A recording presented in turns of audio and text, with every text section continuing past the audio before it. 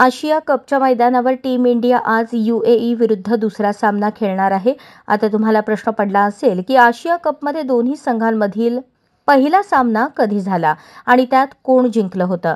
या प्रश्नांची उत्तरे शोधण्यासाठी आपल्याला 9 वर्ष मागे जावं लागेल, म्हणजे 2016 मध्ये. त्या वर्षीही आशिया कप T20 स्वरूपात खेळवण्यात आला होता, ज्यामध्ये भारताने UAEचा 9 गडी राखून पराभव केला.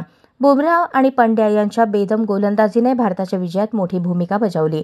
टीम इंडियाला इतके कमी लक्ष मिळाले की रोहित शर्माला हिरो होण्यासाठी अर्धा तासही लागला नाही. जसप्रीत बुमराह आणि हार्दिक पंड्या यांनी UAEला जलद धावा काढण्यासाठी एकही संधी दिली नाही. जसप्रीत बुमराहने त्याच्या 4 षटकांच्या कोट्यात 14 डॉट बॉल टाकले, म्हणजे त्याने त्यावर एकही धाव दिली नाही. याशिवाय त्याने 1 विकेटही घेतली. त्याचवेळी हार्दिक पंड्याने 3 षटकांमध्ये दिलेल्या धावांपेक्षा जास्त डॉट बॉल टाकले. पंड्याने 3 षटकांमध्ये 13 डॉट बॉल टाकले आणि 11 धावांमध्ये 1 विकेट घेतला. भुवनेश्वर कुमार UAE विरुद्ध खेळल्या गेलेल्या त्या T20 सामन्यात सर्वात यशस्वी गोलंदाज ठरला. याशिवाय 1 विकेट घेणाऱ्या हरभजन सिंगने 4 षटकांमध्ये 16 डॉट बॉल टाकले.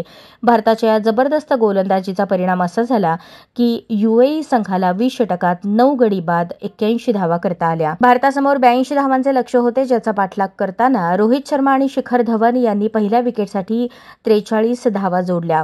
धवनसोबत 43 धावांची भागीदारीत रोहितने एकट्याने 39 धावा केल्या. युवराज सिंगने 14 चेंडूत नाबाद 25 धावा केल्या. धोनीच्या नेतृत्वाखाली 2016च्या आशिया कपमध्ये भारताने 10.1 षटकात 82 धावा करत UAE विरुद्ध खेळलेला सामना 9 गडी राखून जिंकला. रोहित शर्माला UAE विरुद्धच्या त्या T20 सामन्यात 26 मिनिटात खेळलेल्या खेळीसाठी सामनावीर म्हणून घोषित करण्यात आले.